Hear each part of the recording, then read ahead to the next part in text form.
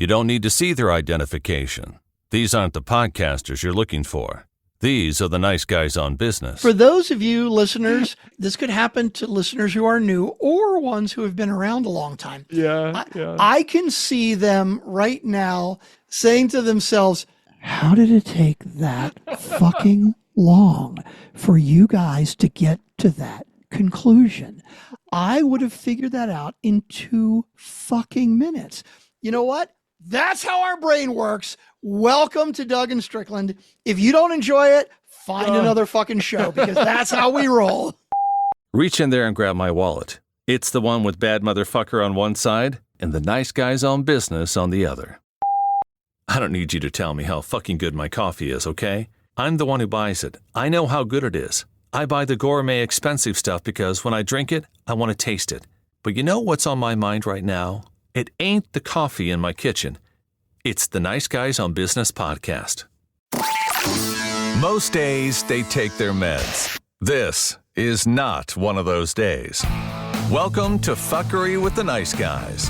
No interviews, no business content. Just your 2 favorite slack-jawed mouth breathers ranting about whatever. Now, strap yourselves in for Nice Guys Fuckery with the kings of fuckery, Doug Sandler and Strickland Bonner. All right, so you're only seeing me right now. Studio camera. Oh, man, one Look more at piece that. of Emi technology. Pixie, too much shit going on here.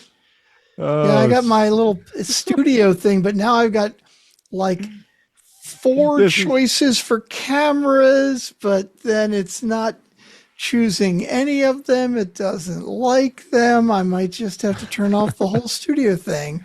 Wow, that was a fast crap. I know, right? That's Like fast. it's funny, I'm looking at my little studio setup thing, Yeah, and yeah, I see both my cameras yeah. and both angles, but then if I want Zoom to see them, maybe not so much. Does it require like a hard restart of your computer? Maybe. I didn't think about that. I don't. Here, I'm going to try and turn off the studio thing.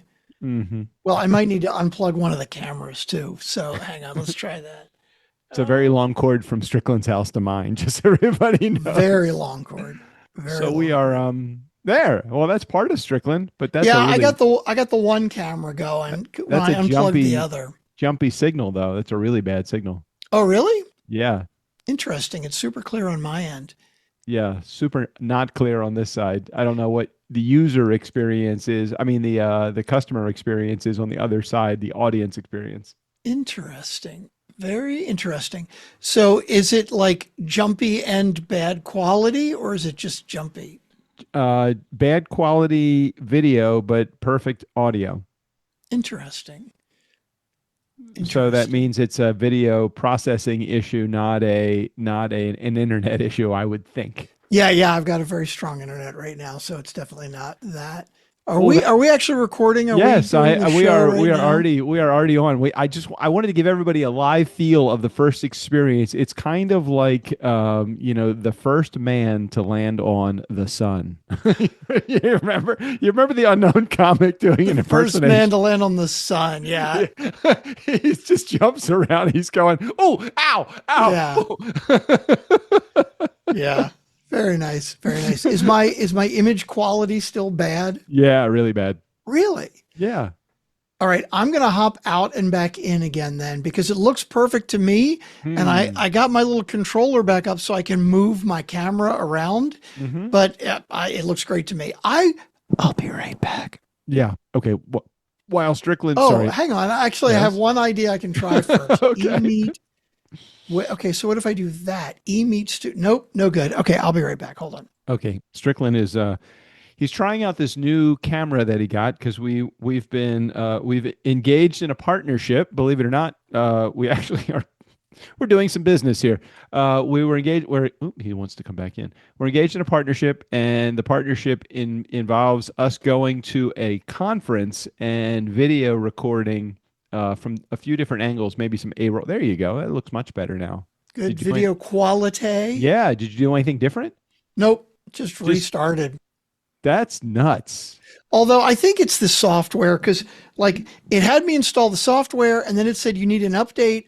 And then I plugged the second camera in and it said, oh no, you need different software now. And all three of those are available in my Zoom. So I think they're fighting with each other. I'll just have to restart my computer a little bit later.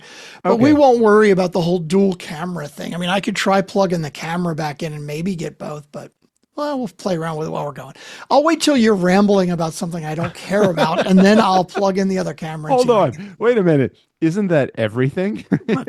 Pretty much. All right. So, Strickland, you'll be very surprised. For those of you that are listening in and you're just tuning into the Friday episode, get set. This is going to be, I'm telling you right now, a long episode. Oh, are you streaming already? Are you live streaming? No, I don't know how to live stream, but I am recording. Oh, I thought you said you got it. You figured it out. I did figure it out. Now we could live stream to my channel, but that doesn't do us. You can't. You know what? We don't want to mess with it anyway because we want to post it with the intro and outro later. Yeah, that's true. And then I was thinking, hey, we want to actually do a little bit of, well, not Strickland. Strickland's not going to. What is that photo on your behind? I mean, the caricature behind you. I like that. Here, let me go. Let's see if we do this, and then wait a minute. Look, I'm going to move my camera over there so you can see it. Oh, look at that. I can zoom right in. How are you?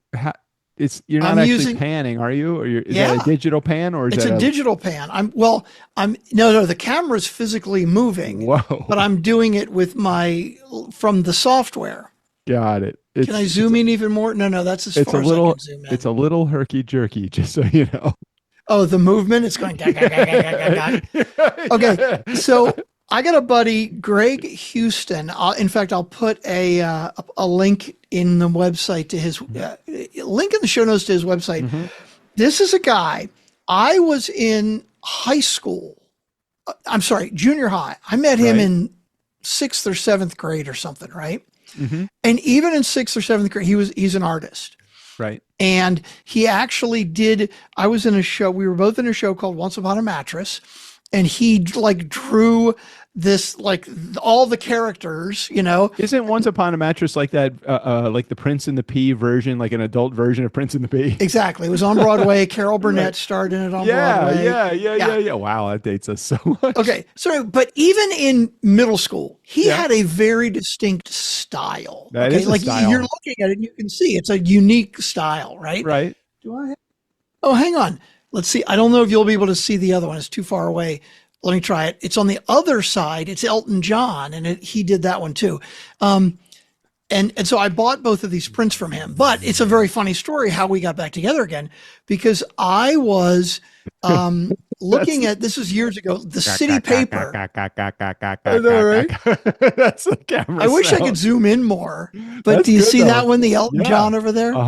Same style. It's him as well. But now what's cool is, so that was right, but I can go boom like this. Oh yeah, that was good. And it has a memory of, I have 3 different positions that it remembers. So I click that and it's like, okay, we're back to position 1. How appropriate is this based upon the fact that we are now actually showing video? So if you're in audio, you're missing out, people. I was going to say, hey, for those of you who are not watching, for those of you who are watching the video, which could be some of you now, you can tell what's going on. If you feel left out, go check out the video. So many things. Anyway, back to my story. So Greg Houston, about 15 years ago, I hadn't talked to him since fucking middle school, right? About 15 years ago, I see the city paper, the Washington City Paper. I don't even know if it still publishes. I remember it. I don't know that it is either, but I do remember the city paper. And I see an illustration that is on the cover of the city paper. Okay. Right. And I looked at it and I went, that's Greg fucking Houston right there. 20 years later, right? I just see it. And I'm like, I fucking recognize that style. And sure enough, I grabbed the city paper and the city paper paid him to illustrate the cover story. That's cool. So I hunted him down on Facebook and we reconnected, and I played in his softball team in Baltimore for a couple of years. But that's how distinctive his style is, that from goddamn middle school, I still remembered his style. And you can buy prints of his and stuff. And so that's what I did. I wanted to support him. So I bought a couple of his prints. Do you remember, I'm sure you do, Scott Fertig? I have, yes, I'm going to say I have a Scott Fertig caricature, but it was actually a caricature of me and my ex-wife, so I don't know if I still have it. He also had a very distinctive style. You recognize his stuff immediately. Unfortunately, Scott passed away, as we both know, but very, very, very cool. Like he did my business cards. He like made the caricature enlarged version that I shrunk down for my business cards, and it's me holding a record. That's how old. A CD. So that's how old it is. Mm-hmm. I got a bunch of shit that I want to talk about, and we haven't even started with that. We're already a few minutes into this episode. We're already off the rails completely. So welcome back. Welcome back. My name's Strickland Bonner. On the other side of the microphone, Mr. Doug Sandler. If you've never seen us before, hello, here we are. You can see what we look like. And on top of all that, the stuff that you've got, wasn't there something last week when I said we can talk about that next week? We teased something at the end of the episode, and I don't for the life of me remember what the fuck it was. You know what we really should do? Because I've been doing this regularly. I think I was telling you this about this at the meeting last night. I bring AI to every Zoom meeting that I have, and I record the meeting, but I tell AI what I want to do in the middle of, like, I'm like, hey, Bob, can you hold on a sec? I just want to tell AI what's going to happen. I need an action item AI of what we just talked about. So please make sure that you give me an action item of that. That way, if it happens to miss any of the action items with its summary, which it rarely does, but if there's something I really need to make sure that I have as an action item at the end of the meeting, it will do it and do it well. And I'll be fuck. It was so good having these meetings with AI just sitting. I need a robot. I need like a real robot sitting next to me all day. Well, you know, they make these sometimes. Now I'm manually playing with my camera because like it looks crooked. It's weird, but it's just the angle. They make these things that are like, you know, you carry it around and it records everything you say, like everything you say, and will dump it into a file and give you action items and shit. So, you know, maybe that's what you need. You're saying you need a robot even outside of Zoom meetings, right? Yeah, I'm a pretty lonely guy. So, you know, I mean, don't tell JJ. I really don't. I mean, not lonely that way. I'm definitely not lonely there. But I am. Yeah, I don't have a lot of interaction with like live people during the day, mainly dead people, because that's who I like to talk to. Anyway, so I think it would be good just to have an AI robot just kind of hanging out with me through the course of the day, so I could turn to my right and, you know, I'm like, hey, I'm gonna go grab something to eat. Would you just take care of any emails that come in? I guess that could all happen. Well, there are a couple of different things. First of all, you can have a virtual companion, right? I don't even know exactly how it works, but like there's somebody like a virtual in your computer that you can talk to, that you can either text to, or you can use your microphone and speak to them and they'll speak back to you. And there's also a new style of assistant that does that exactly. Like it will proactively do things for you, but I can't remember how to find one of those. If the internet goes down, does your robot stop working? I mean, is that... Yeah. Oh my God, that's horrible. Well, I don't know. Maybe if you've got one built into your computer, I don't know, but I think they're all pretty much cloud-based or something internet like that. Dependent currently. Yeah. I guess we need to change. I saw you sent an email to Steve-O to ask him to do some more voiceovers. Now, did you ask him to do video? Like, did you ask him to actually get on camera? I couldn't quite decipher what you were asking from him based upon the email that you sent. I was going to say you didn't read the email. Maybe I wasn't clear No, I did read the email. It just wasn't clear to me. It sounded like you wanted him to, in a don't prepare, just stand in front of the computer in your studio. We don't want you like on set or anything like that. That's what I was trying to convey. Okay. Was that I would love to get actual video of him reading the outro, because how cool would it be when we do a video, outro, and it's actually Steve-O. Right. We have clips. Like we just like cut away to Steve-O actually recording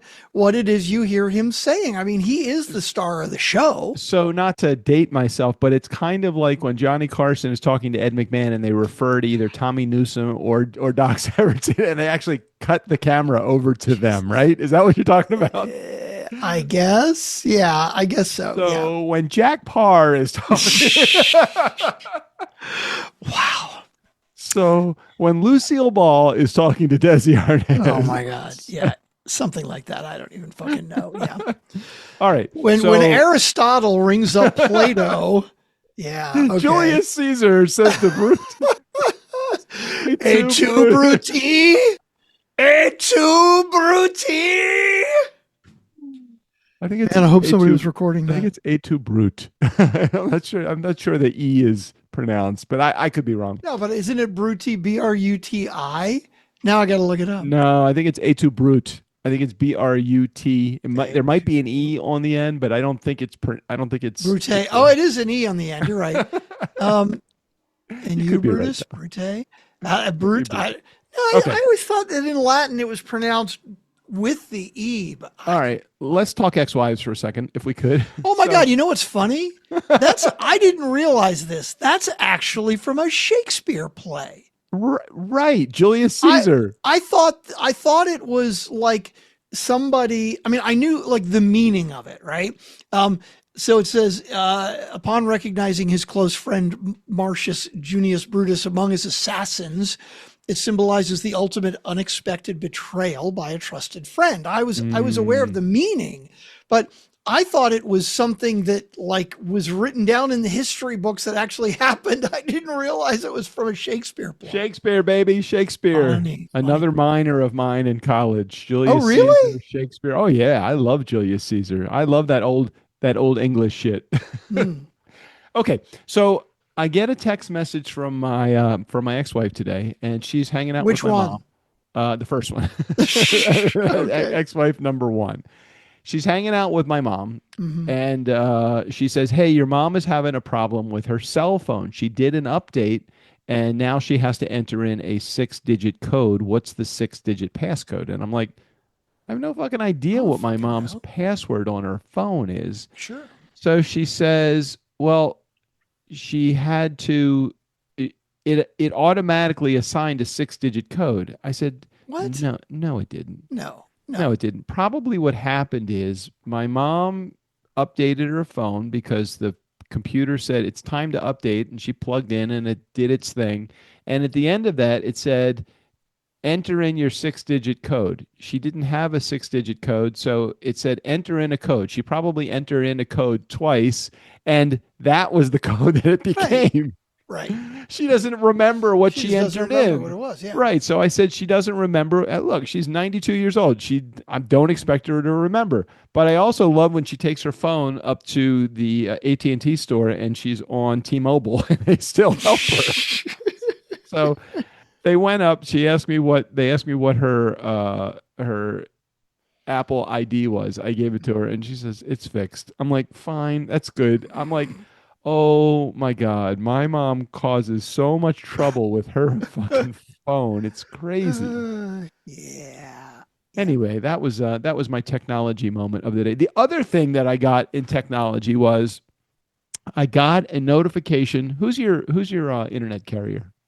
I have two. I have who do I have? Optimum and Fiber First. Well, why do you have two? How's that work? Funny you should ask me that.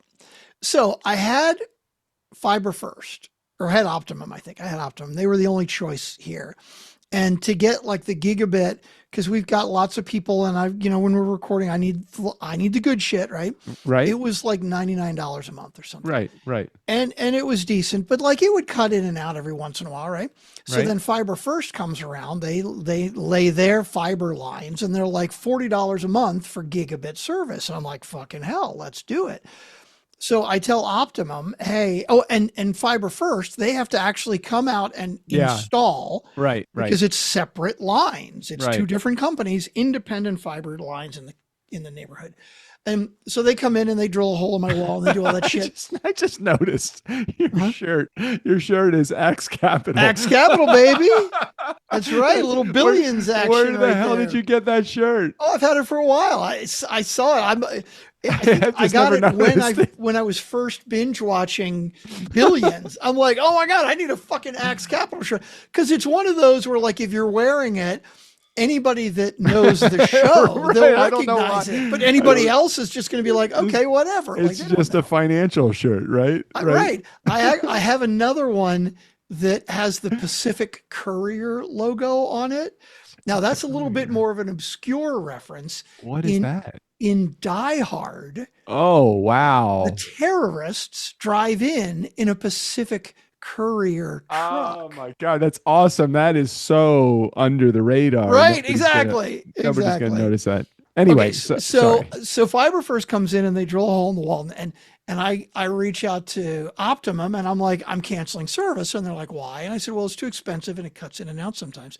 And they said, well, what are you paying with Fiber First? I said, $40 a month.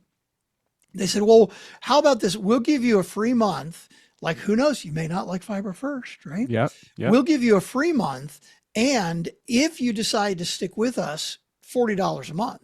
Okay. I'm like, okay, well, let's how see much was it originally? 100, like $95, $98. I love how it's just like, you're going to go away? Okay, we'll drop it in by 60%. Right, exactly. So, but you got to fucking ask, right? Okay, right. And so I get the free month. And then Fiber First was good, but it would like cut out every once in a while too. right. And so at the end of my free month, I'm like, okay, wait a minute. They're each charging me $40 a month. Now I have two different independent internet connections cheaper than for $20 less than I was paying for one. Right. Fucking hell, let's keep it. So I've kept them both. And there have been times like I'm on the text things, right? I'll get a text from Fiber First and we have notifications of outages in your area. And I'll just be like, switch, no problem. And is it a simple A-B switch or is it? Well, no, what's really interesting is I actually have one of them hardwired. Okay. Yeah. And then I have both available on Wi-Fi. So if I get a notification like on the computer that, hey, my hardwired one is out, I just switch to the Wi-Fi. Wow, that's pretty good. Yeah, my so you're spending $80 a month for two Wi-Fi, and I'm on Spectrum, and I think I spend $100 a month. So this morning I get an email. And by the way, I just did a fast.com. I'm using the wired one, 1.1 gigabit per second. It's like flying. And what is your upload speed? Upload speed really significantly slower, but no. Well, with this one, I've got 790 download and 810 upload. My upload 950 upload. My upload speed is usually like 20. And it's usually still very, very fast, even at 20. I think one of my Wi-Fi providers does that too. Like the download the upload is throttled, but the download is not.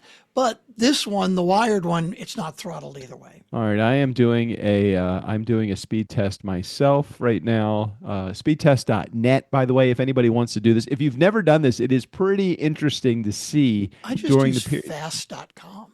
Oh, okay. Speed test. I used to use that one too. Right. I learned that one from you. So right now my download speed is 677.75, which is significant. But my upload speed is going to be significantly less. It's going to be probably in the 20 range. Yeah, a lot of providers throttle that for some reason. I guess it doesn't matter. Look, as long as you're seeing me clear and there's no problem at all, then it's good. So anyway, I get a notification from I've noticed that my internet speed is a little bit slower, and it's like it's been progressively getting worse over the last 6 months. So today I get a marketing email from Spectrum and they say, let me see what it says. Here it is. From Spectrum, be invincible. Invincible Wi-Fi is now available. Stay connected through the unexpected. So I click on it and it takes me to the Spectrum site. And I'm like, okay, I'm reading about it, and it's like now available invincible Wi-Fi. Keep your home connected through the unexpected with Wi-Fi that keeps you at work and play when your power goes out. So it's a promotion not for speed necessarily, but it's a promotion for, hey, look, we know you have a lot of power outages. You fucking live in California, so Right.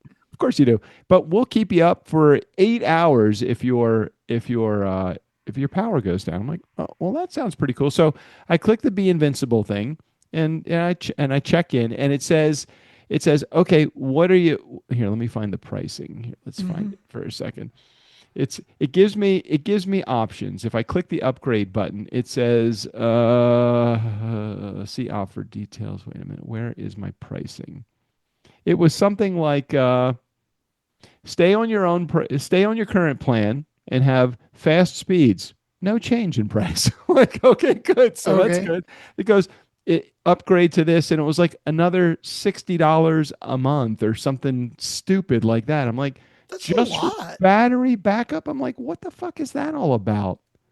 So I don't Battery, understand. and also battery backup just for your Wi-Fi, not for your whole house. Oh, I guess the other thing is like if I'm at my desktop computer and I have Wi-Fi, but I don't have any computer, it's not really helping me very Right. much. Well, I mean, if you got a laptop and it's charged, yeah, but you're right. You're 100% right. It And if I'm doesn't. on my phone, I'm just going to use my phone signal. So I Mhm. don't really know what the benefit of having this thing is. But I do think that they really I feel like they have slowed my service purposely over the last 6 months Mm. so they can offer me these services. And I'm not happy about that. I would totally fuck that service. You don't want to do that. But you should call them. You should reach out and say, hey, I'm switching to a different internet. And when they ask what company, just fucking make something up. It doesn't even matter if somebody Right. else doesn't offer it in your Well, neighborhood. T-Mobile does have a 100% wireless service for $50 a month, and I'm paying twice that right now. So I probably could tell them that. You totally should. And then they'll be like, no, we'll give you a discount. I'd I'm even telling you, they commit. will. I'd commit to a longer period of time. I mean, I think for the most part, my Spectrum service is really good. It only goes out if the power goes out, which of Yeah, course it's going to it's go going to out. But happen. Yeah. other than that, it's been pretty good. With the exception of it has been a little bit slower over the last 6 months. I also noticed that like my Wi-Fi is not quite as strong as it used to be. Mm. I don't know. Hmm. Is everybody going over to 5G now? Is that what's happening? 27G, I think. No, I have no fucking idea. Although it is interesting you say that because um, I was checking my computer the other day and did like a fast.com for the wired, and my wired connection was not great.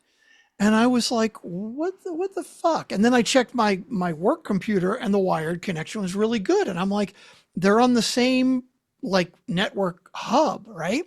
So I had going into my turnkey computer Right. a Cat 5 cable, right? But it was a little cheapy one that I got free with something, a little Right. 3 foot. Right. Right. And so I'm like, well, I don't know, maybe it's the cable, right? So I've got a bunch of Cat 6 and Cat 7 cables that I've gotten just because they're all the same price now, Right. right?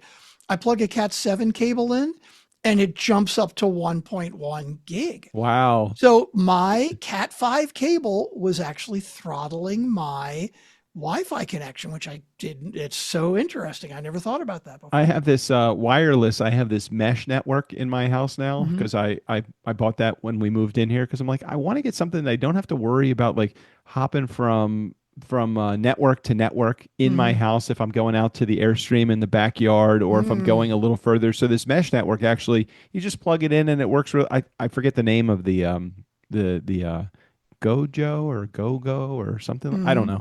Anyway, it's a pretty coul way to connect to your internet. But I have not tried. I have a Cat 6 cable attached to my computer. Maybe I should try is there a Cat 7 now, did you say? Yeah, but I'm pretty sure that the difference between Cat 5 and Cat 6, I think was a big jump. I don't know if it's a big jump from Cat 6 to 7. So I Hmm. don't know about that. So your web thing, you can get all the way out to the Airstream, no problems at all. Yeah, no problem at Oh, all. that's pretty good because the Airstream's a good ways away. You got a good sized backyard. Okay, I want to move on to my next experience. I had a customer support experience today with QuickBooks. You know, I dehired. I did not Mhm. fire. I dehired our accountant because Mhm. the accounting services for my S corp were significant compared to the revenue that the S corp brings in. So I moved over to QuickBooks, which they were using anyway to track Yeah. everything. Right. So I just wanted to check in with QuickBooks. You know, hey, I'm taking over the account. I don't really know how this works. Can somebody explain this to me? And they're like, I did all of this online through their chat bot, and I Mhm. set up an appointment. I'm like, okay, I get the schedule the appointment for today at 12:30, and today around 12:20, I get a reminder. Hey, just here's the link that you're going to click to Mhm. connect with your tax support specialist. I'm like, Mhm. okay, great. They're doing a good job of following up. So far, my experience has been 100% automated, but it's been solid. I felt Mhm. confident. I click on the link and it's like, log into your account. I'm like, okay. I log into my account. I get into the QuickBooks account and I'm like, okay, well, now what? I mean, it just, Yeah. it's like, just go ahead and log into, I don't know, log into your Gmail. Okay. I log into Gmail.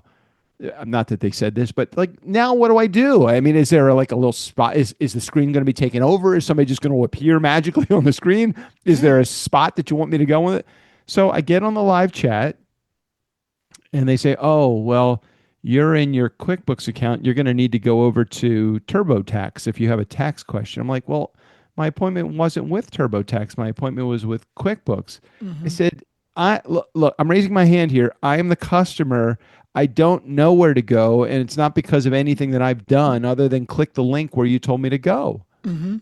So they said, "Well, we can just get somebody else on the phone for you." I'm like, "Okay, that's cool." So they just say, "Just give us 3 minutes." Well, 20 minutes later, Whoa. 20 minutes later, somebody calls me back and says, "Hey, this is such and such from QuickBooks. How can I help you?" And I said, "Well, I have a question about QuickBooks, but don't you guys, doesn't Intuit, who owns QuickBooks, don't you guys also own TurboTax?" He goes, "Yeah."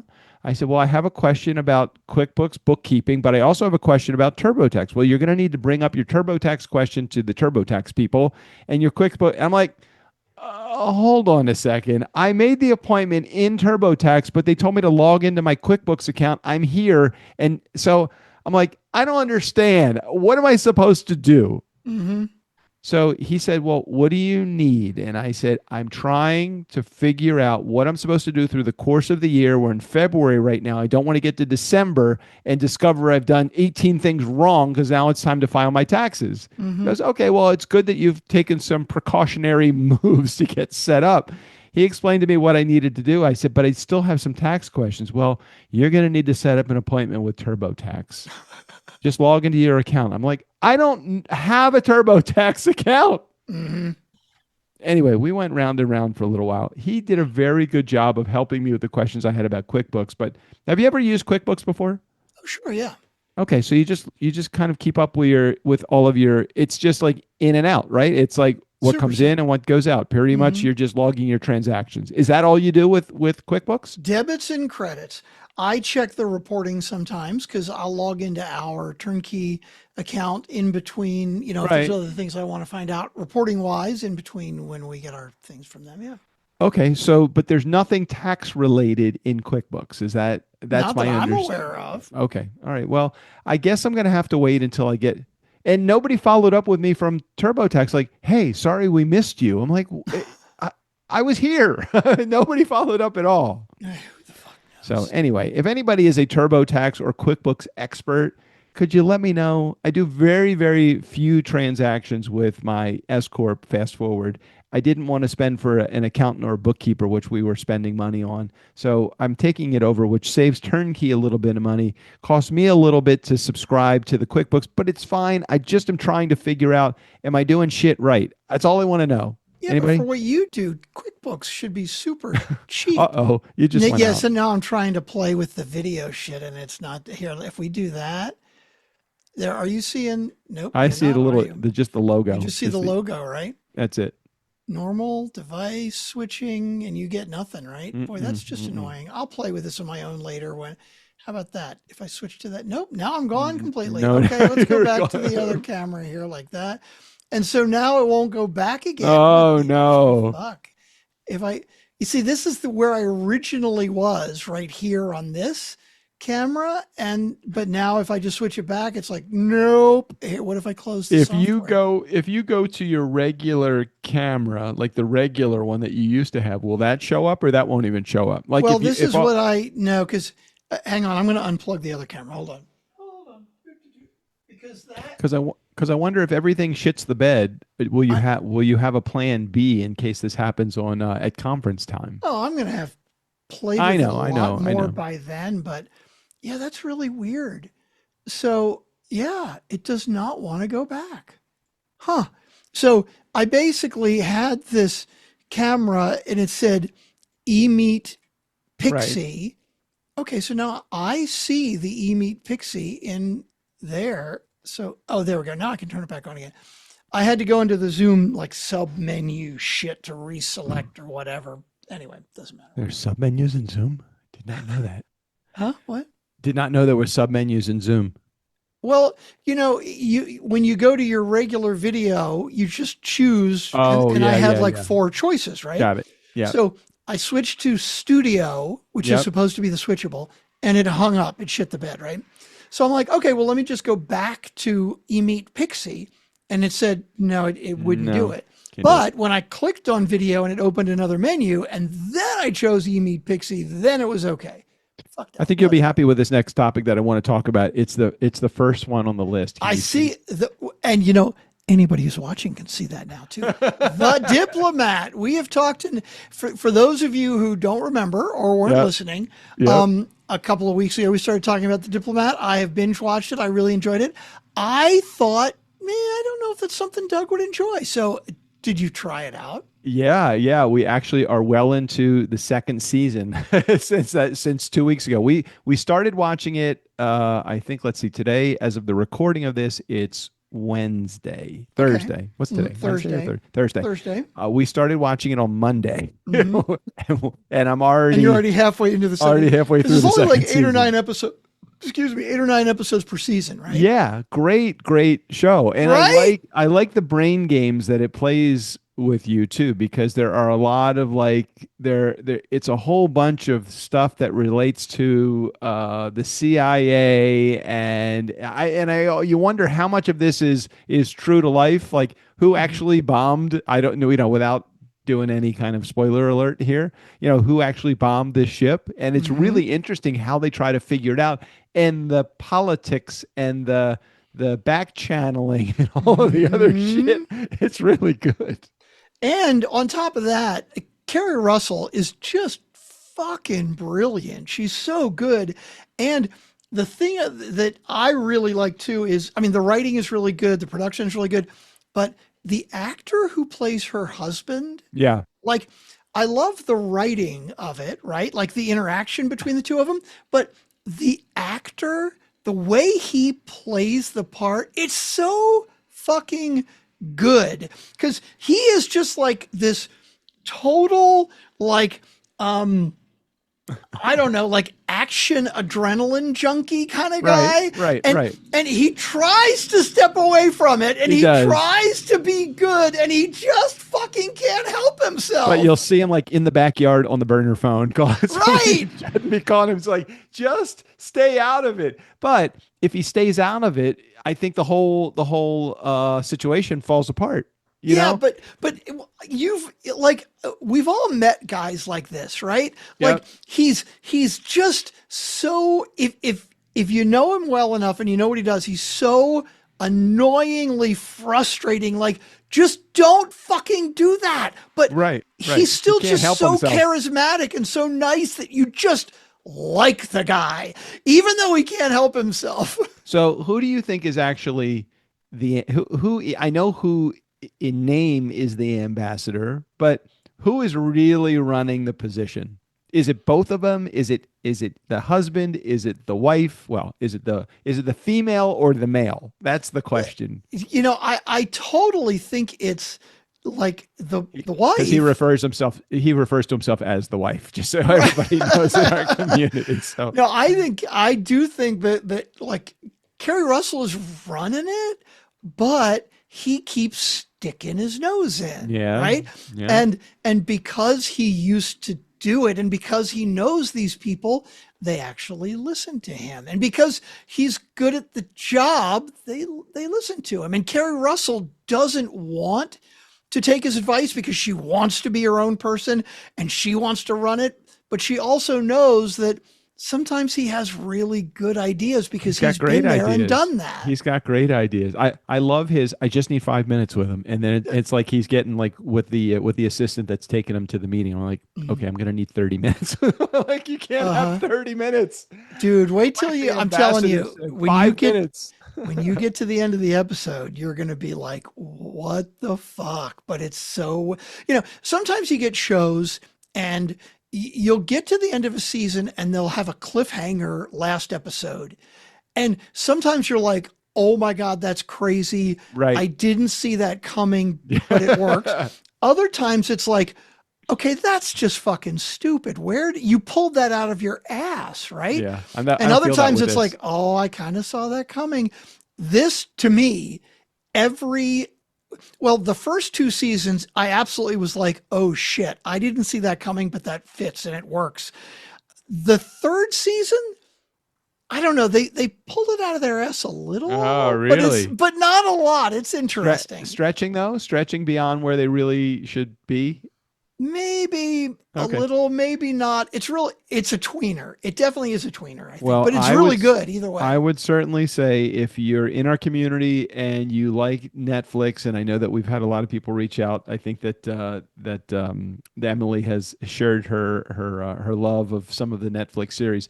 You got drama, you have action, you have adventure, you have a little bit of like, just politics. You have kind of a little romance in there, also a little kind of R-rated in some particular spots. It gives you just enough of every category, and you can relate to the characters much more than some of the other shows that I have been watching that I've watched. But it's like even on Bridgerton, I can still relate to some of the characters. But there's some shows that I can't. On this show, I absolutely can relate to many of the characters or know people in the personality type of the characters that they portray. Yeah. It's a great show. It's a great show. I'm glad you're enjoying it. I thought it might be a little too political for you, but you're enjoying the back and forth between them and the witty banter and the interesting things that are happening. So good. I'm glad. Yeah, definitely like it. Okay. Other things that I've experienced this week that I thought would be interesting, because I'm sure that you have received these in the mail as I have as well. Have you ever gotten a box in the mail and you open up the box and in addition to whatever that they are shipping you, you get these things in the mail? Yeah. And I'm holding up these things for those in our audio listening audience, which is some of you, not all of you. These are those little cards that you get that are like 40% off a DoorDash subscription or $200 off of your Factor membership or any of that. $100 worth of free wine. Right. Or free chicken breasts for life. I'm like, okay, well, right. that shit's kind of cool. But it's got to work. How much does DoorDash pay? Now, we got a shipment from Petco today. Our cat litter, because it doesn't make any sense to carry 2 40-pound bags of cat litter from Petco to our house. So you get it cheaper when you order it via the mail, and you get it, you don't have to drive there. So I love all that. So so you get this 40% off of your DoorDash.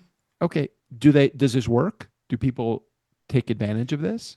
So do you still get in the mail, the actual physical mail, like value pack and shit like that? Very rare, but every once in a while we will get something. So I still get them. I don't know, every month, every other month, whatever. Okay. And it's just for those of you who don't know, value pack, it's like you get a thick envelope in the mail. I think it's called Valpak. Valpak. Yeah, I think you're right. I think it's Valpak, right? You get this thick envelope in the mail, and it's like 50 different, like just Usually like ads. home services, like termite control and HVAC, replacement and, windows and right, replacement siding right. and new fucking back porches and shit like that.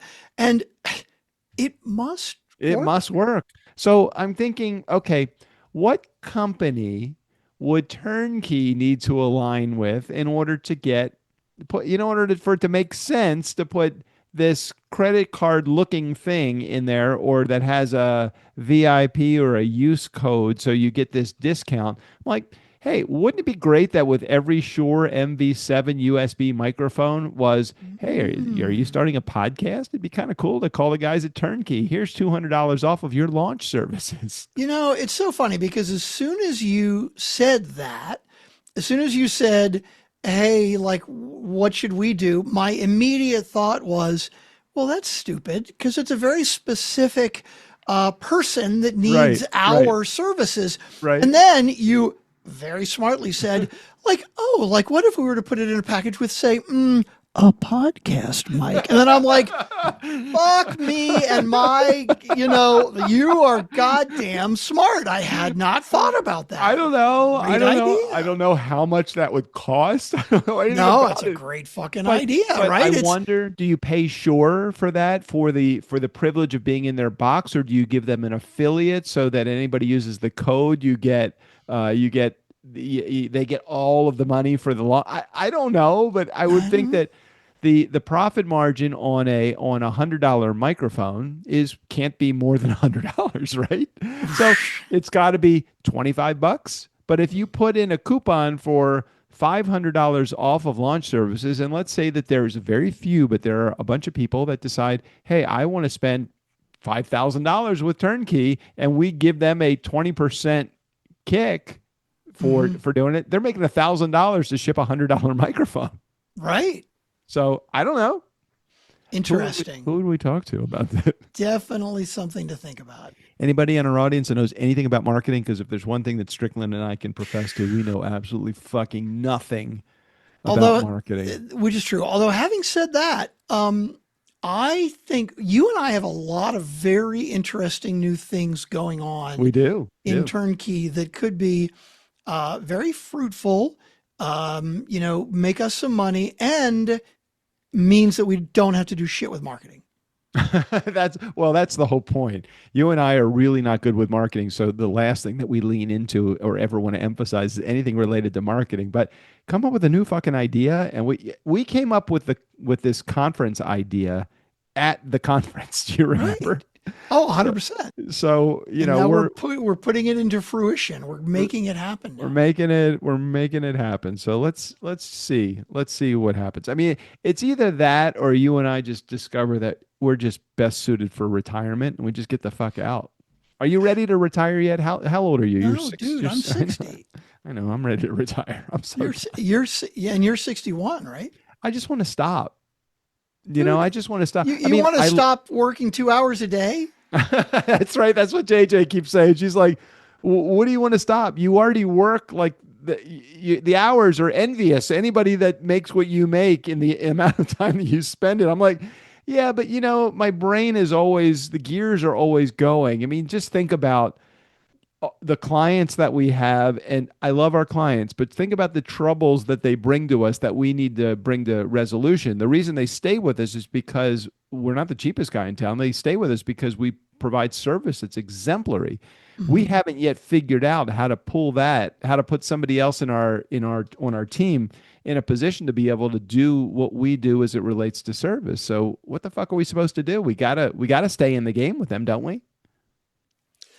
How many more topics do you have on your list, Doug? Because I'm just wondering if I want to go down this rabbit hole. No, that's it. That was my last topic. I'm going to throw my page away. I got them all. Okay. So this is a discussion we've had before. I'm sure at least once. At least once. It's not the flywheel talk, is it? This is not the flywheel talk. We don't need that one right now. But it is about, okay. what is an acceptable level of error? And your God. answer is none at all, That's zero. me and the Robert Sherman conversation. I remember that. It was like, Right. he's like, that's not fucking realistic. It's not going to happen. I'm like, Mm-hmm. yeah, but that's what my expectation is that there's Mm-hmm. going to be. Now I've changed that. I Mm-hmm. know there's going to be issues. My philosophy is mistakes are bound to happen. It's what happens next that really counts. Agreed. I Okay. totally agree with that. So that's where my brain goes. Like, how do we quickly resolve the issue for our client? And how do So I do that without me getting so involved in the you process see, that I like drive myself fucking nuts? that's what we need to talk about. Okay. Because that's exactly what happens. I will see something, let's say in Monday.com, where a client will say, hey, this needs to be fixed. This is Right? something you missed. And by the way, I think that the instances where our team has made a mistake are few and far between. Fewer and far between than when we first started, but still Right. they happen. So let's take our hypothetical situation where that does happen. Okay. And often what I will see is maybe let's say a minute later, I will get a text from you saying, "Oh my God, look at this. We have to get it fixed. We've got to do something about it." And I'll be like, "Yes, we do, Doug. I'll get on that right away." But the difference is if you wait, let's say conservatively, let's say an hour, which I know is an eternity for you when you see that something's wrong. If you were to wait an hour, I believe 99% of those our team will fix. How about before you get onto the fixing mode, though, before you get into fixing mode, how about the acknowledgement mode? How about somebody saying, look, I saw there was a problem. I think I saw it this morning or yesterday morning. I think it was yesterday morning. Saw a problem, waited a few minutes, I think 10 minutes, didn't see any response from anybody. It was well within the zone of somebody should be working right now. And I thought, why didn't somebody just respond? We're working on it. Well, we will. Oh, I remember. And it's okay for me to share names because they would be okay with this. So light bulb moments, one of our best clients, great client. Their episode didn't post. I'm like, well, I wonder why it didn't post. So I looked and it said posted. I looked on Monday.com and I saw the episode was posted. And I'm thinking, why? First of all, why hasn't anybody responded? But second of all, why not just look? Third, why didn't somebody just say, working on it, let me check it out for you, I will get right back to you? So none of those things happened. So I go into the host and I'm looking at host Podetize and I look and I'm like, it just says reviewing or recurring or something like that, or it hadn't published, but it was supposed to publish. So then I'm thinking, maybe I'll just re-upload. Maybe it just didn't upload properly. Re-upload the artwork and re-upload the audio, and is exactly what I did. And 10 minutes later, it posted. But in the process, I sent to Valerie a message that said, I'm working on it. Let me check it out for you. I will get right back to you. What I have heard from feedback from our clients is that it's not the resolution of the problem that's important. It's knowing that somebody has got their hands on it that's more important. I don't know how to emphasize that enough to our team so that, yes, 10, 15 minutes after something happens, somebody should be looking, trying to fix the problem. Why am I the only one in here? So that was the overall scenario. It wasn't that it needed resolution fast. It needed acknowledgement of the error quickly. Sorry, and that's where I am. That was my piece. You say okay. What? Now I'm actually looking at the note now. So this is one where an ad was not put in, or that the episode didn't publish. No, this is the episode didn't publish. It was the episode that was supposed to publish, I think, yesterday. So look at yesterday's episode. I think it was an LBM flash moment. LBM flash moment. Oh, it's not a flash moment one, because I see Mohan Shawnee. Oh, February 10th. So 2 days ago. Okay, it's 2 days ago. So check that one out. Episode didn't publish. It was all within the system, meaning everything was done right, with the exception of response time to the client to resolve the issue. Not the resolution, but response time to the client to resolve the issue. Okay, so now when you looked at it in Monday, and I know you look at these details, did you see that someone on the team had read the message or that no one had read the message? I don't even know that anyone had read the message yet. Okay. But it would seem like, if I remember correctly, it was well within the customer support hours, quote unquote, for our team. And I thought, if somebody saw that, why didn't somebody respond to that? I don't know that. Can you look and see if what time somebody looked at that, or can you, so for I don't think you can tell okay, exactly when got it. the time that somebody looked at it. I mean, But when am you I the first only one look that at it, had you a can see. am I the only one that had a hand in all of that from problem recognition to resolution? Did anybody say anything? I don't remember. Other than me and the client, of course. No, it doesn't look like anybody said anything, but you did reply back and then replied back that it was resolved within 5 minutes. Okay, so 5 Okay. minutes. So But this is a Schrodinger's cat situation, I think, because as soon I'm as ready. you Who's say, Schrodinger and what kind of cat? as soon as you, so the Schrodinger's cat is that you, if you are observing something to see like what they may do, that the fact that you are observing them could change what they are going to do.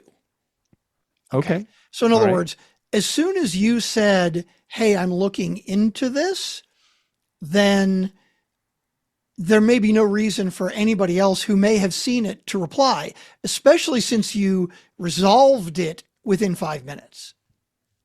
Okay. All So right. in All other right. words, if So here is a really interesting point. And Mhm. maybe this is the relationship as owners versus the relationship that we as it relates to the people that work on our team. If somebody sees that an owner is handling it, maybe they feel like it's being handled. We don't need to do it. The main man is dealing with this. If I was the guy that was on customer support for this particular scenario, what I would say is, even if I came into the process after it was all over, thank you for taking care of this, Doug. Thank you. I don't know why we missed this. It was obviously and it wasn't anything that our team did, because I'm sure by the time they did like a check of the episode, they would have discovered it didn't get published. But when the client brought it to my attention and I get notified, I'm fucking taking action right now. So I agree. I'm curious why, out of the one, two, three, four communications, three from me and one from the client, after the fact that this was noticed, why no one jumped in here and said, okay, hey, sorry we missed this. I don't know what happened. Or maybe no one even knows really what happened, because it just was, it was a freak scenario where it got posted, but it just didn't post for some reason. There's just so many layers of this. There are a Should lot. somebody from the team have said, "Hey, what happened? We want to make sure this doesn't happen again." Yeah, that would have been really nice. And hey, thanks for taking care of this, Doug. Yeah, that would have been really nice too. I don't even want the recognition. I just want the fact that if I don't do it, somebody else will. That's the thing. Okay. So first of all, when you saw the message, it was 19 minutes later. Should somebody from our customer support team have seen that message within 19 minutes? Absolutely. Right. And so that is absolutely something that we should look into. Okay.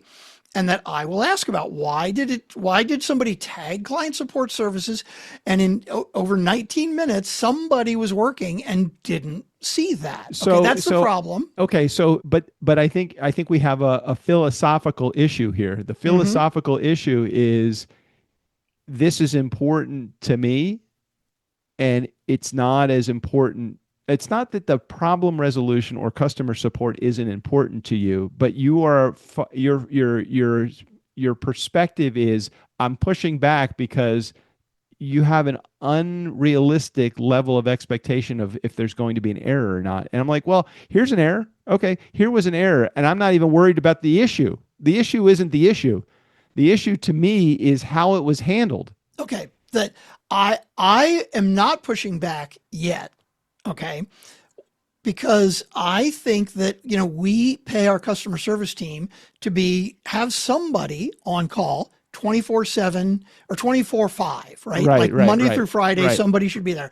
Right. I agree. 19 minutes is too long to not get a response from the customer support team when somebody is supposed to be monitoring all the time. 100% agree with you on that. But here's the difference. You take that and you say, well, shit, if I hadn't done it, we would have been completely fucked. And that customer would leave us and fucking badmouth us and hate it. And it never would have gotten fixed. That's where I disagree. Because first of all, I do believe that somebody from our customer service team would have responded. I'm not happy that it took over 19 minutes. It absolutely should have been quicker than that. But I believe that within an hour, somebody would have responded. And let's say hypothetically, nobody actually saw that somehow it got missed. The customer service person that was on missed that message. And let's say they totally missed it for their entire shift and nobody ever saw it. Okay. Mm-hmm. We have a system in place where somebody checks the publication. Now, why did that happen later than 9 o'clock in the morning? Right. When it was posted at, let's say, 5 hours earlier? Right. I'm not sure. Another thing that I need to check on. I got it. So you just brought something to my attention that I wasn't even thinking of. There was 2 times. Why didn't it get it said it was posted and it wasn't. I mean, it was posted, hang on. but did it say the status was posted, published. done, published, done. So posting. It said publication confirmed. No. It didn't say publication confirmed. It said scheduled. Right. Like if you look at the activity log for that, you can see that it said scheduled. Publication confirmed was made by Francine. It was made, and that was totally cool. I'm glad that was done after you had corrected it. After I corrected. So the 2 issues we have here are, one, why wasn't publication confirmed done before 9 a.m., 6 hours after this was, or whatever time it was? And secondly, why did it take somebody 19 minutes? I think that we don't emphasize, and as much as we emphasize exemplary customer service, how is it that our team missed it? And that's where I get the... missed it? Hold on. Timing. Okay, this is where I'm going to take. Of course. Well, look. Because why did our team take longer than they should?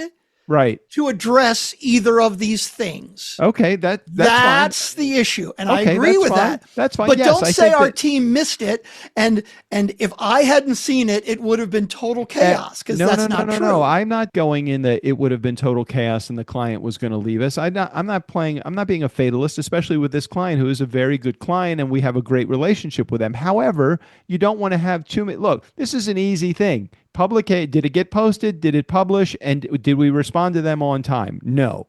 No, on time. That's the problem. So if it's two things didn't happen on time, and two things didn't happen on time. I didn't mean, if I said it, that's not where I was going. I didn't mean it wasn't going to happen. It just had to be. It had to be something that was. It was something that I noticed, and it was handled by me. And I would prefer, as you would prefer, I'm sure, to have someone, we've already talked about this, to have Angelica or somebody on our team that is in a management position. What, I shouldn't be the manager. Somebody else on our team should be the manager. I don't want you to be the manager either. I don't want you fucking in these. I don't want to ever get a notification, hey, Doug, why isn't this posted, or why isn't this published, or why is it taking somebody 20 minutes to give? She's not saying that. Nobody's asking, but I never want to be in a position to even be confronted with that issue. I think that we've built a company and a system. You've built a great system. Why did they not follow their process? Okay. So hypothetically, if that had happened, let's say the client did it at 5 o'clock in the morning. They looked it up and it hadn't been published yet. And they tagged client support. I believe, and there's no way to know this for sure. Right. I believe by the time I woke up, it would have been handled already. That's it exactly. I know. But the difference is that it got posted, you saw it, and 19 minutes later, you were like, This has to be taken care of immediately. Now, I I'm didn't not saying say it has to be taken care of immediately. Somebody should be addressing. What I said was, I am going to handle this because I'm not going to push this client, who is a very valuable client. I'm not going to push this client off to our support department. I'm going to handle this. What I could have done, which would have taught me a lesson and them a lesson, is support needs to handle this. We've tagged them. Let's let them do their job. I could have said that. And as a customer, I would have said, fuck that. I'm going to take ownership of the problem, which I don't want to do, but I'm going to. I'm going to take ownership of the problem and I'm going to fix the problem. Right. I didn't want to, but you brought up a really valuable point. Why did it take from 3 a.m. until 6 a.m. until 9 a.m. for somebody to even recognize that this when are they supposed to do their confirmations? So this is why, it's interesting. They're supposed to do it in the morning. I don't know exactly what time it is normally done. Can I raise my hand and make a suggestion here? Yeah. I know you're the one that puts the process in place. And if we have somebody 24/5, which means Monday through Friday, they're on 24 hours a day. If it airs at 3 a.m., by 5 a.m., all of it's not like we have 60 shows a day. It's a handful of shows a day. Over the course of the week, it's 60 shows or 40 episodes or whatever it is. But at 3 a.m. Published time should be confirmed 2 hours later, no later. Or why are we doing it at 3 a.m.? Why not do it at 5 a.m. or 7 a.m.? Why would that be the case? We do it at 3 a.m. for a reason. And let's follow through with the reason, and let's make sure that they're doing it within 60 or 90 minutes. We know it's going to be populated through the major channels by then, so why aren't we checking it? So I will set a system in place, okay, and it'll work for weeks or months, and then something like this will happen, and I'll realize, okay, either my system's not good, or maybe I haven't been clear enough about my system, or maybe the system's not being done the way that I want it to be done. When I set this up a year or more ago, I'm pretty sure I said to them, hey, everything gets published at 3 a.m. Eastern time. So by 5 or 6 a.m., we should do it. It's very important that if there's a problem, we catch it before the clients wake up. I am absolutely 100% sure that is exactly the way I set it up. But I set it up a year ago. Okay. So now that this has happened, so what I'm going to do is I'm going to reach out to Angelica, who's the manager, and say, hey, Angelica, 2 things. First of all, I noticed this happened. What time are we doing show checks? Now, she's going to tell me either it's normally done at 5 a.m. For some reason it was late that day. And I'm going to be like, cool, let's be more careful about that. Or she may say, you know what? Apple takes a long time sometimes to post. Like Apple may take 4 or 5 or 6 hours. So we decided that we're going to do it at 10 or 11 or 12 a.m. Eastern instead. Now, if I get that answer, my answer is going to be, thank you for letting me know. We need to change that back. That is not acceptable. And we should check Spotify or check one of the other channels instead of waiting on Apple. Thank you very much. Either of those are what I expect to hear. Both of those are easily fixable, but these are the things that every week, I'm not going to reach out to Angelica and go, hey, I just want to make sure 5 a.m., right? Hey, I just want to make sure we're doing the 32-point check, right? I'm with you. Look, what I'm saying is these things happen. If we're not doing it ourselves, which I don't want to do ourselves, these things every once in a while, they're going to slip. And it's not going to be perfect because we're not doing it ourselves. And we have to be okay with that. But we also have to recognize when the system is slipping because somebody that we've put in charge, let's hypothetically say Angelica did decide it's okay to do them at noon. Maybe she didn't realize that noon is not okay. And so now that it has happened and we've realized it, we're going to clarify noon is not okay. So that would be good for publication dates, times, and I get that, and I think there's got to be an additional emphasis placed on customer response time too. Now I know that 19 minutes is not a long time. It just seems like, hey, that would be. Look, I'd love it if everybody look. The guys on QuickBooks today said we'll get back to you in 3 minutes, and it took them 20 minutes to get back to me, and that was not acceptable. Tell me it's going to be 20, and I'll be okay with that. But if we tell our clients, and I don't know that we've told our clients this, if we've told our clients it's going to be X for response time, and we feel like we could do it faster, why not do it? Why not exceed expectations? Or at least to customers, it's here's what the expectation is, but to management, here's really what it is. It's less. Okay, first of all, we should obviously always exceed expectations.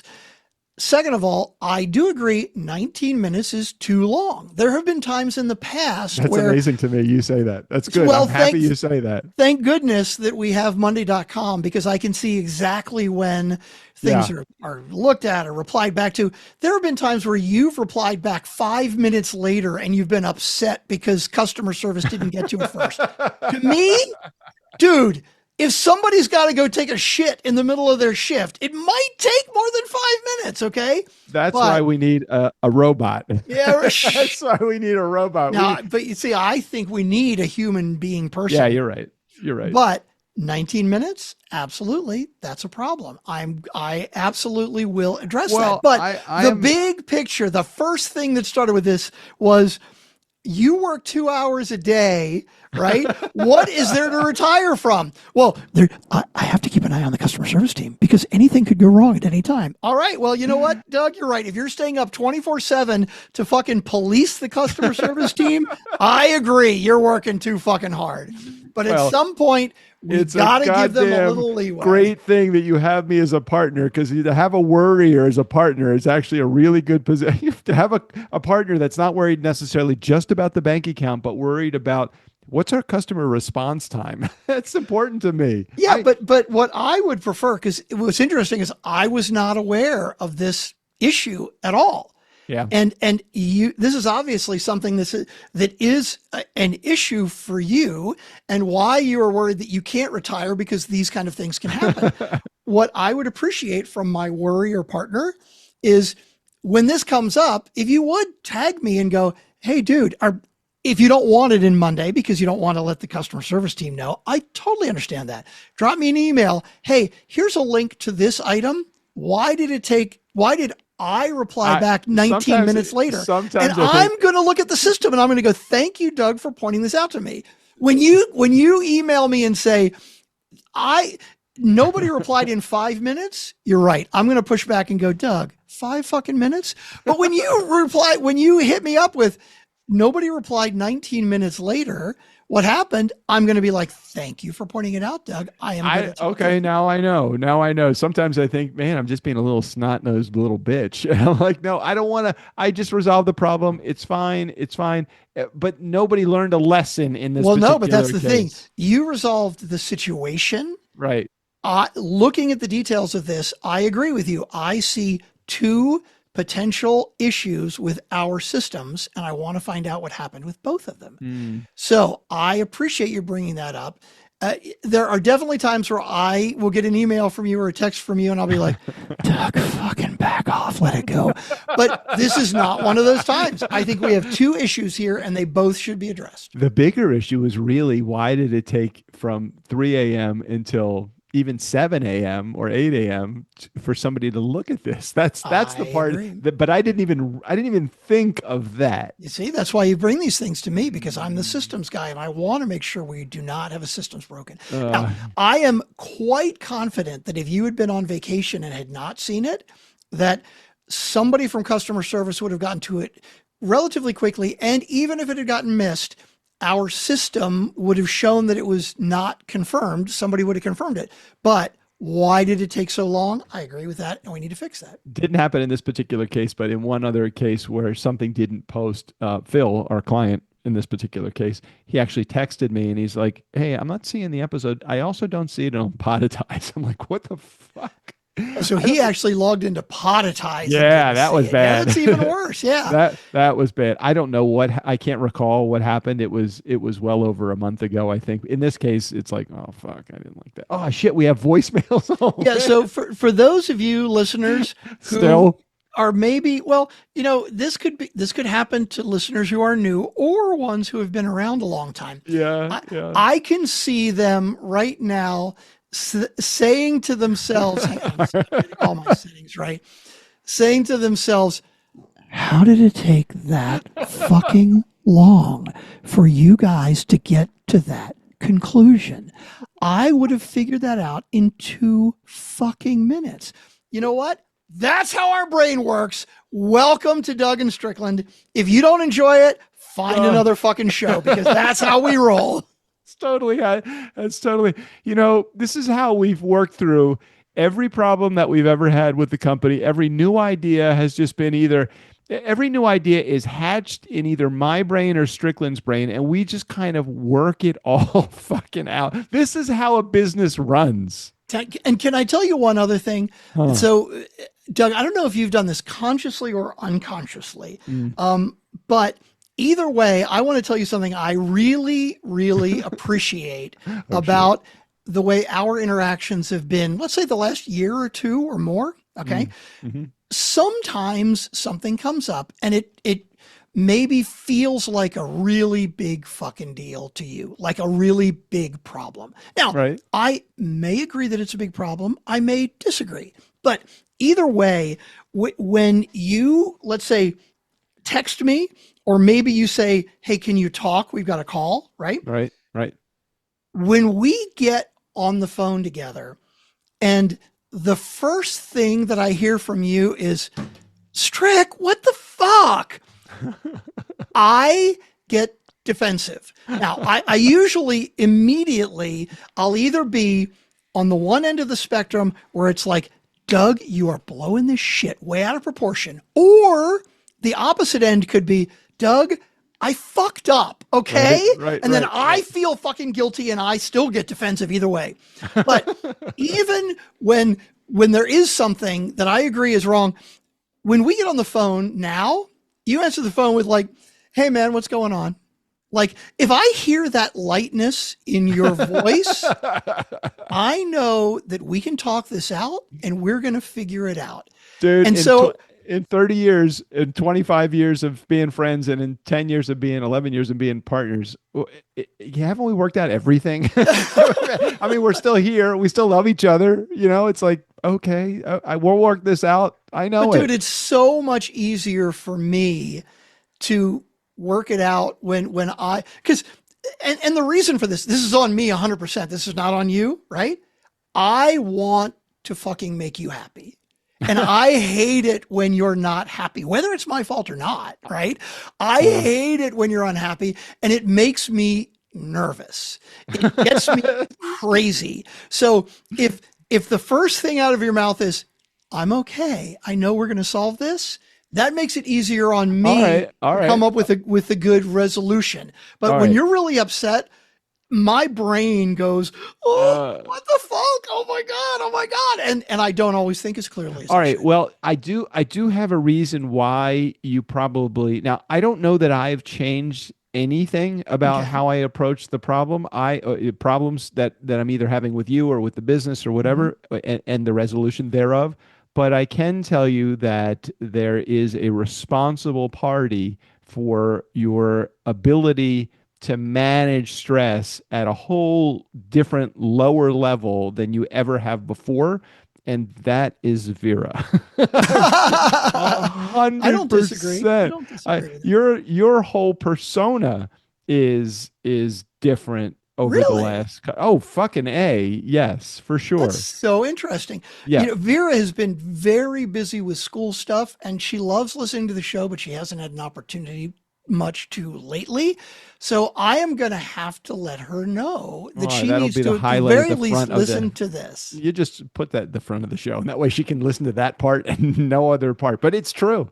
Your whole persona has been completely revised. You've amped down I mean, while you could still be incredulous strict when it comes to politics or some other stuff, just so you know, I mean, I've noticed it about you, and really the only major change that you've had in your life, other than moving to your new home, is your relationship. So Very I'm gonna blame interesting. Vera for Okay. a newer, lighter, refreshing Strickland. But maybe I have just gotten used to the environment, and maybe I'm not taking things.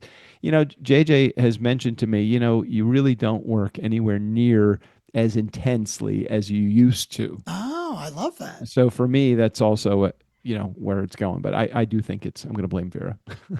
All right, are we ready for the voicemails? Yes, Because a we couple of are voicemails. an hour and 15 minutes in now. Okay, let's do it. Here we go. Oh my God. I don't hear it even. What Oh the wow, fuck? I it's the thought I had all camera. my It's the settings right. fucking camera. Wait a minute. Oh, motif mix. It's that stupid shit. I gotta disable that. Headphones. That's what I want. Sorry. Let's try again. Here we go. Okay. Okay. We got a voicemail from Jared. I said a voicemail from Jared. You know a voicemail from Jared. Nobody else will call. We got a voicemail from Jared. Screw the rest of y'all. Weeb whoop. Weeb You whoop. see, weeb whoop. for those of you who are watching the episode, you may have noticed while that was going that I took this file right here I saw and I you punch- close it right there. And that was supposed to be a little clue to Doug. I saw to it. be I like, ignored it. hey, do you see how close this is to the end? It means that there's no time to say anything in between. But you interrupted. No. I want to give you some good news that has happened between the time that we started the episode and right now. So Okay. I was thinking it happened between the time I started the voicemail from Jared Music and the 22 seconds later when it ended. Well, let's see. At 4:15. So no, it's actually been 18. It's been 33 minutes since this happened. We actually made $1,000 sale on online. It's nothing that we need to do nothing we need to do anything about. But somebody in our community jumped into our ultimate podcast launch formula. I don't even know that there is anything anymore called that. So I'm going to get in touch with this person and say, the fuck let's out. just do some individual coaching here, because we don't really. I mean, we have the online program, but we don't have the group or the cohort or any They of paid that. $1,000 for our online program. Yeah, we haven't yeah. done anything with it. We have I didn't even know that the program actually was still sitting out. I know it's there, and I know it's still a great program, but I'll get in touch with them. And I see a great opportunity here. It's I like, do as hey, well. Thank you so much for spending $1,000 on this. Between you and me, this is something that it's been sort of dormant. So I would like to offer you at no additional charge some free coaching along, and then maybe they'll become a client. You never know. Yeah, exactly. I love this. Anyhow, I thought that was worth the my ignoring your handling the $1,000 for doing nothing. I love right. that. Exactly. Okay, here we go. Okay. Hey, Doug, Jay Strick, Jared here. So you guys are talking about Airbnb and how Ojai doesn't allow them. You're like, I don't know why they would do that. We need the rent space for people to come in because everything's full. I mean, I can't speak for Ojai, but I can tell you what's come up around me, and the reasoning behind it, and I understand it. So with Airbnb having gotten so big, they're buying up a lot of residences. People will buy them, fix them up, and then start renting them out. And then you end up with houses being rented to all kinds of people coming into neighborhoods that are wealthy. And you don't really get the best of people coming in. So, give you an example, there's one house down, I guess even from me, it's probably another hour away, but in 1.5 years, I think it is, twice, so 2 different times, they've had massive parties that ended in shootings. Oh my gosh. So when you start mixing these type of houses with people that want to rent a house to have parties and do a bunch of shit they don't want to do in their own house, that's when problems occur.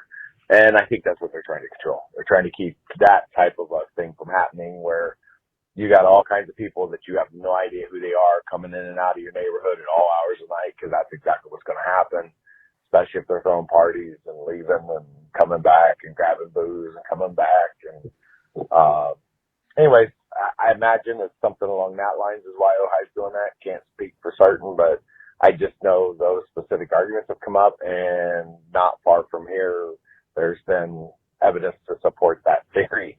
All right, fellas, appreciate you guys. Love the show, and you're about to start voicemails, so can't wait to hear the voicemails and jam out a voicemail from Jared. See you, fellas. Sorry you had to wait an hour and 15 minutes for that today. But Just a little while to when get there. I've done an Airbnb before, there, the rules are always like no parties, Right, no large parties. groups. I'm Right. sure there are people that go against that and don't fucking care and get fined. But that is a good point, because it's like I know that I'm not. If I know I've got a rowdy crowd and I have an option to not have it at my house, I can have it at somebody else's house. Yeah, it's but kinda is the fucked up. point of the city to hold you back from expanding your opportunities as a homeowner and expanding to Airbnb, or is that really a function of the rules of Airbnb? I mean, Airbnb is a really well-established company. If it was like another organization that maybe is just have your parties. I mean, they really emphasize with Airbnb. There are no parties. No one that is not named on the reservation could even be in the house. And most of the time, you can't police it. But at the same time, I don't recall ever having look, people I'm sure take advantage of every scenario, but we've never had an environment where somebody's come to our house and then they've partied so loud that they want. We don't even let them. They're usually in the back in the Airstream by 10 p.m. and asleep. Yeah. All right, we're ready for the last voicemail. It's getting late. I'm Yep, getting do it. hungry. Getting hungry here. Hey, now, guys, Jared here. Voicemail number 2, I think. I think I left you one earlier. If I didn't, I was going to, and then I forgot, so I don't even fucking know what it was. Wow. Anyways, so maybe 2, maybe 1. I don't really have a clue. You guys are doing the voicemails, and I started off my voicemail referencing the Easter egg. And if you play back the voicemail, which I know you won't, which is okay because we're going to cover it now. I said I was going to get out of my car, shut off my car, and before I could open the door, my radio kick off. I heard a little bit of music, but I stopped my door before it kind of stopped there. So what happened was I opened my door and started playing music. So it killed the music. So I had to listen later to the after show Easter egg on that episode. So I couldn't leave you a review on my voicemail that week because I hadn't listened at that point. And I did know that I got cut off of my voicemail at the end, and I was just too fucking lazy to call because I was wrapping it up, and it just I do remember that. goodbye or whatever, just a couple of seconds. So as far as my thoughts on the thing, your show after your Easter egg, enjoyed it, man. Enjoyed listening to you, and yeah, you said something about it not being polished, and I wouldn't expect it to be. Listening to what you did to it, like you explaining it, that was a hell of a lot more than I would have expected you to do before you posted it. I thought you were just, recording a rehearsal and a normal thing and just uploaded it. So the fact that you even took the time to do what you could with it is cool. But yeah, I enjoyed listening to you singing and the band playing, so it was cool. All right. Appreciate you guys. Love the show and thankful for you. I hope you all have a fantastic day. And always, I'll bother you some other time. No more voicemails. I don't think. Got 8 minutes left. Fuck, I don't know. Maybe you'll get something in 8 minutes that gets me to call. But I don't think so. It's the end of the show. I shouldn't call back, right? See you, fellas. Well, and if anybody remembers, there was some topic that I teased last week at the end of the last week's show, and I don't fucking remember what it was. I do recall that you said you were going to put in an Easter egg of your rehearsal, but I did not. Was that last week or the week after? 2 weeks ago, 3 weeks ago now, yeah. Okay, That's well, what Jared was commenting a on. fucking lifetime ago. I don't remember that. I know, right? Pre all these arguments and stuff. All right, you got eating to do. You got some hangry going on, and let's head out of here till next week. And if you're watching this on video, Yeah, we'll have a cool intro within a couple Ooh. of weeks, maybe.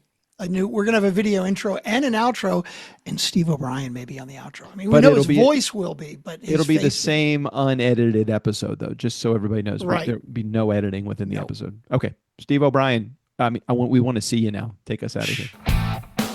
For the Nice Guys on Business, I'm Steve O'Brien. Do you think they could have rambled on any longer today? Blah, bitty, blah, bitty, blah, bitty, blah.